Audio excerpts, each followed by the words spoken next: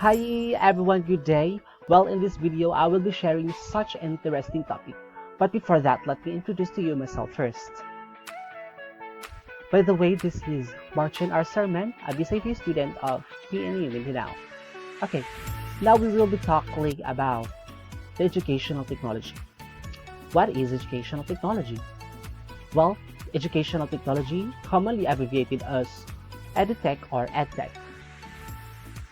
According to Association for Educational Communication and Technology, or the AACT, educational technology is the study and ethical practice of facilitating learning and improving performance by creating, using, and managing appropriate technological processes and resources.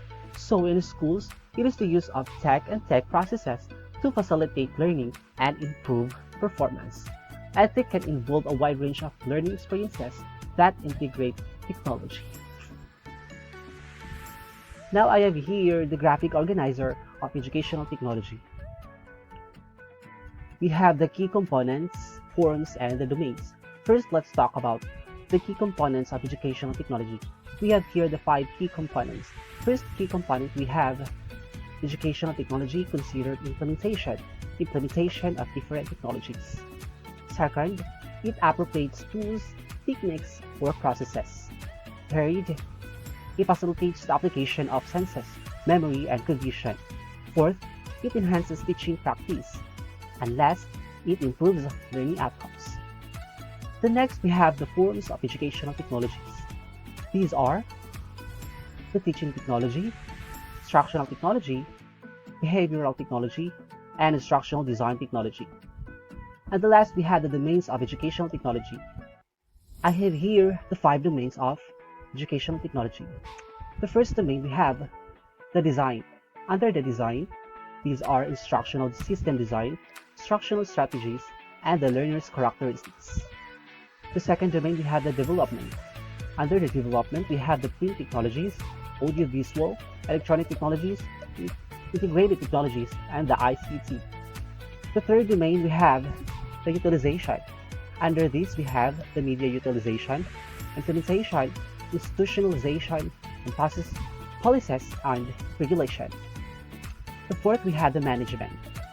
Under this, we have the project management, resource management, management of the library system, and the diffusion of innovation.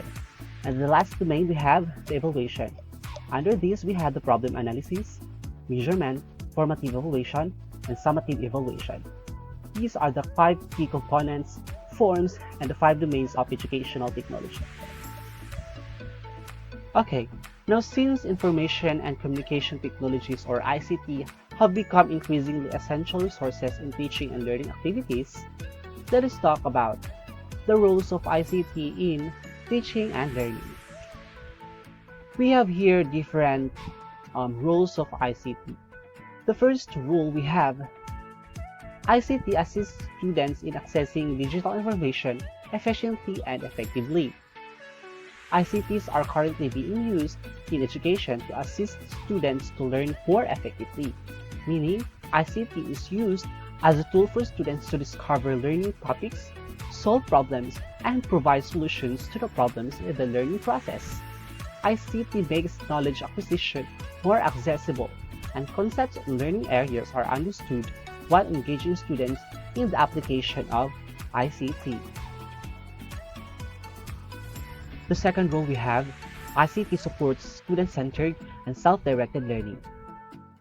ICT must facilitate the development of the educational process to contribute to its formation, to motivate the learners to discover and to understand information. ICTs are transformational tools, right? Which, when used appropriately, it can promote to the shift to a student-centered environment. So, students are now more frequently engaged in the meaningful use of technology. Actually, the teachers here get to act as facilitators. In that case, students build new knowledge through accessing, selecting, organizing, and interpreting information and data. The next role, we have ICT produces a creative learning environment. A creative ICT-based learning environment should therefore allow the students to articulate knowledge with different modes. Example given, images, writing, layout, sounds, gesture, speech, and 3D objects.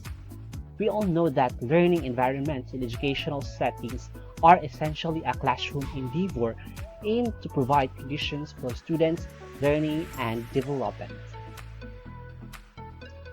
Okay, the next rule of ICT we have ICT promotes collaborative learning in a distance learning environment.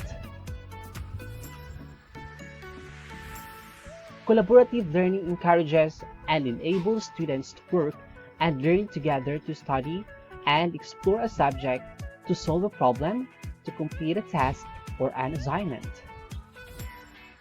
Also, using ICT enables students to communicate, share, and work collaboratively anywhere, anytime. Especially in this time of the, middle of pandemic, we cannot guarantee face-to-face learning. For instance, a teleconferencing classroom could invite students around the world to gather together simultaneously for a topic discussion. This is a very nice idea because in this, they may have the opportunity to analyze problems and explore ideas as well as to develop concepts.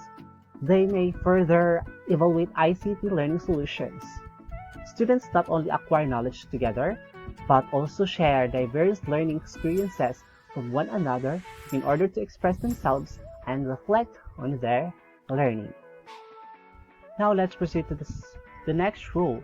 We have ICT offers more opportunities to develop critical, higher order thinking skills. Technology is one of the most powerful tools in our schools today for developing critical thinking skills. Because based on a constructive learning approach, ICT helps students focus on a higher level concepts rather than less meaningful tasks. Why? Because according to Manhone's study, a longer exposure in the ICT environment can foster students' higher critical thinking skills. Thus, schools are strongly advised to integrate technology across all of the learning areas and among all learning levels. Where this is done, students are able to apply technology to attainment of higher levels of cognition within a specific learning context. The next rule we have, ICT improves teaching and learning quality. According to Lothar, there are three important characteristics are needed to develop good quality teaching and learning with ICT. These are autonomy, capability, and creativity. Autonomy means that students take control of their learning through their use of ICT. In this way, they become more capable of working by themselves and with others. Teacher can also authorize students to complete certain tasks with peers or in groups. Through collaborative learning with ICT, the students have more opportunity to build the new knowledge onto their background knowledge and become more confident to take risks and learn.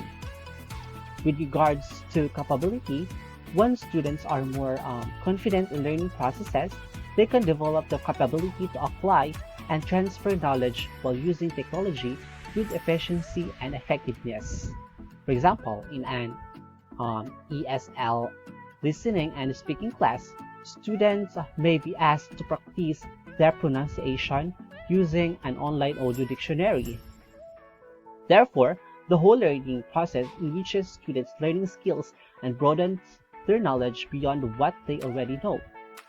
By using ICT, students' creativity can be optimized. They may discover new multimedia tools and create materials in the styles readily available to them through games, series, and television. With a combination of students' autonomy, capability, and creativity, the use of ICT can improve both teaching and learning quality. Now we have the additional roles of ICT in teaching. These are ICT helps teachers in both pre-service and in-service teachers training. ICT helps teachers to interact with students. It helps them in preparation of their teaching and provide feedback. It also helps in effective use of ICT software and hardware for teaching learning process. It helps in improved teaching skill, helps in innovative teaching. It helps in effectiveness of classroom. ICT helps teachers to motivate students and growing interest in learning.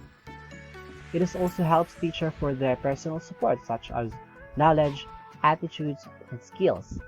And ICT helpful for design learning situations which are needed for both vocational education and the training of future teachers in the future of training institutes. Those are the rules of ICT in teaching and learning. Thank you so much for listening, and I hope you learned something from it. Thank you. Goodbye.